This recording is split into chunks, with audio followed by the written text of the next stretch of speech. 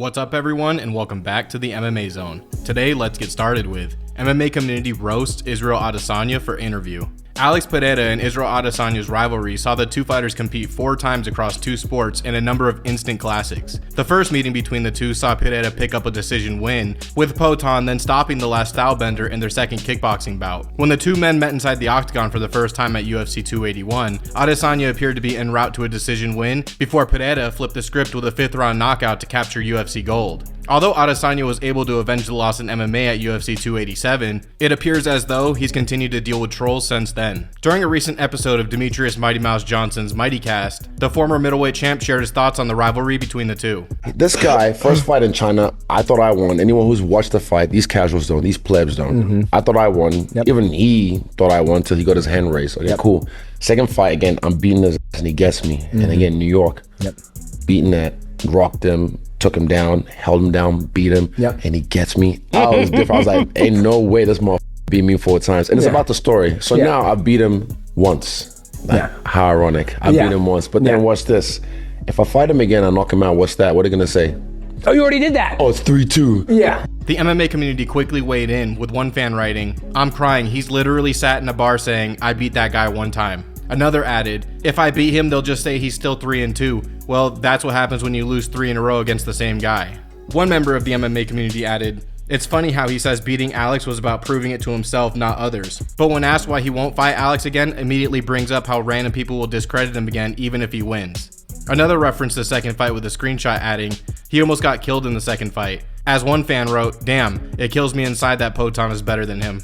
Another added, "Is there a fighter who's become so unlikable the more he speaks? Holy shit, man." One responded to Adesanya's comment about Mark Goddard seemingly stopping his fight with Pereira early, writing, "If it wasn't for Mark Goddard, Izzy wouldn't even be alive for the 4th fight." Although the two now fight in separate weight classes, a 4th meeting between the two would certainly stir up plenty of interest from fans. Next up, let's take a look at Arman Tsarukyan slams Michael Chandler. After Arman Tsarukyan's UFC 300 win over Charles Oliveira, the UFC reportedly offered him a June fight with Islam Makhachev backstage before proceeding to book a fight between Makhachev and Poirier at UFC 302. The way Michael Chandler sees things, Tsarukyan may have made a mistake by not accepting the fight despite the quick turnaround. As he said during a recent episode of the MMA Hour, the sport moves fast, and fighters who wait often get passed by. Tsarukyan then wound up firing back on social media, writing, "I don't expect you to understand, Michael Chandler. We are not on the same level. I'm here to be the champ. You are just waiting for a paycheck. I also don't understand why you waited Conor fight for 2 years. You could have lost 4 exciting fights during that time." As Tsarukyan pointed out following UFC 300, he had a reason for declining the quick turnaround against the champ. After taking a short notice fight against Makhachev in 2019, he wants to make sure he enters into his next fight at 100%. With his sights set on the winner of the Makhachev-Poirier fight, the hope is that he can cash in on his title shot before the end of the year, given the previous timeline laid out by Makhachev that included 2 fights before the end of 2024. Next, let's take a look at Islam Makhachev shuts down UFC fight. Heading into UFC 300, Max Holloway said that with a win over Justin Gaethje, a bout between him and Islam Makhachev could be a fun showdown. In the wake of Holloway's jaw-dropping knockout, the former champ called out Ilia Topuria for a featherweight title fight. Despite that, talk of a Makhachev vs Holloway fight has continued to be a hot topic amongst fans given Holloway's stunning win over a top-ranked contender in Justin Gaethje. While speaking in an interview with the New York Post, Makhachev shut down talk of a fight with Holloway right now, saying that after cleaning out his own division, he wants to pursue a title fight at welterweight. If he beat couple more guys in my division, we can fight, but I don't want to give him chance now because I have some contenders who I have to beat. Now I have Dustin, after we have Arman. I think I have some job in my division, he have job in his division. Maybe if he win his next fight, maybe he beat Topuria and I finish all my 2 fights. Maybe.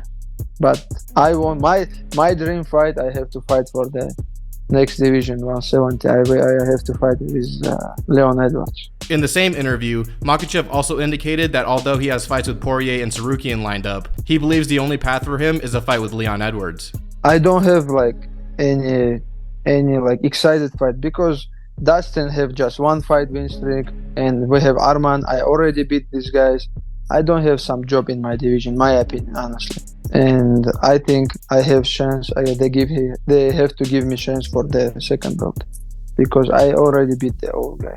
With Makhachev previously indicating his desire to fight this summer, and then once more before the end of the year, 2025 could see the lightweight champ make the move up to welterweight in pursuit of 2-division champ status. Now let's shift gears and take a look at Bo Nickal breaks silence on next cancelled fight. On the heels of his UFC 300 win over Cody Brundage, Bo Nickal found his name in headlines when Jacob Malkoun indicated that the pair would collide at UFC 302 on June 1st. Malkoun posted on Instagram announcing the fight, thanking Mick Maynard for making the bout happen, while also praising Nickal and his team for accepting the fight. Immediately, fans began to question whether the booking was legitimate or whether Malkoun was simply trying to manifest the UFC 302 fight. In an Instagram story post, Nickal shot down talk of a fight between the two, writing, "I will not be fighting June 1st. This fight was never discussed between the UFC and myself. I'm looking to step up in competition to move forward. Y'all will hopefully see me back towards the end of the summer." For his part, Malkoun indicated in a separate social media post that the fight between the two was off. However, he was holding out hope that a deal will be finalized for a bout in Perth at UFC 305. With the UFC 305 card scheduled for August, a potential fight between the two would line up with Nickal's timeline. Next, let's take a look at Michael Chandler sends a message to Conor McGregor. After being away from active competition for several years in the wake of his horrific injury at UFC 264, many feel that Conor McGregor may not be the same fighter he once was. While speaking in a recent episode of The Sean Ryan Show, Chandler took aim at McGregor, saying that after several years off, McGregor's timing, movement, and reflexes won't be what they once were. I am the better fighter. I am the tougher fighter. I am the guy who deserves it more. I think I hit harder than he does. I think I would venture to say his time out of the cage has lent itself to his timing not being what it used to be, his movement not being what it used to be, his reflexes not being what they used to be. He's being out of the cage now for, it'll be 3 years by the time we fight. So I'm just gonna, from the first exchange, hit him with big punches, make him second guess himself, pick him up, put him down if I want to, choke him if I want to, go out there and get the finish and just... While many have pointed out that Chandler has been on the sidelines for just as long as McGregor, as the former Bellator champ said in the past, the time off has been good for him, and despite being the longest layoff of his professional career, he's confident he'll return to action without missing a beat. The way Daniel Cormier sees things, with so much anticipation surrounding the fight, the UFC should use the bout to introduce the 165-pound division. Explaining on a recent episode of the Good Guy Bad Guy show with Chael Sonnen, saying that Michael Chandler's theory may not be that unrealistic. In the right place, at the right time, under the right circumstances, sometimes it happens faster. I believe that is what Michael Chandler is saying may happen right now. Because I believe that if they're going to do a 165-pound division, it should have a name attached to the weight class that is so big that it draws people's attention. Conor McGregor being that name. Michael Chandler, on the other hand, will benefit Chael from being in the right place at the right time. So far, of course, the UFC has shown no indication that they're interested in creating a 165-pound division right now. Next, let's take a look at Wonderboy reacts to Michael Venom Page fight. After Michael Venom Page made his UFC debut at UFC 299, many fans began to call for the highlight reel machine to fight Stephen Wonderboy Thompson in an epic matchup of karate styles. MVP then poured cold water on the situation, saying that just because the two both come from a karate background doesn't mean a fight would produce fireworks. During a recent interview with Inside Fighting, Thompson echoed a similar sentiment. You know, everybody asked that, and I think actually Michael Venom Page said it very well. It could, you know, a positive and a positive doesn't always make a positive, you know? Yeah. And we have such similar styles. It could possibly be a very boring fight for everybody. We're both counter strikers, you know, very similar styles. So it could possibly be me and him bouncing out there in the middle, just waiting on somebody to do something.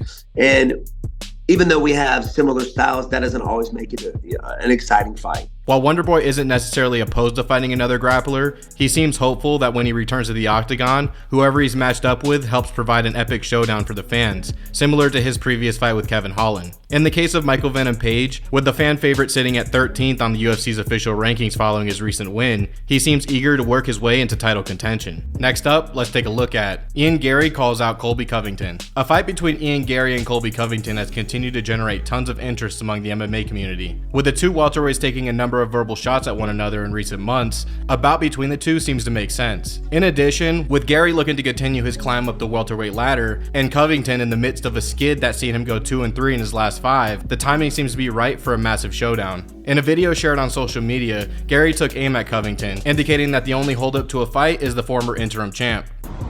It's Tuesday, the 23rd of April. It's 2:30. Everybody knows what my next fight is. Everybody knows what it is. There's no secret. All I'm waiting on, all we need, is Colby to sign the contract and say yes. Let's go, Colby. Can't talk all that and not back it up.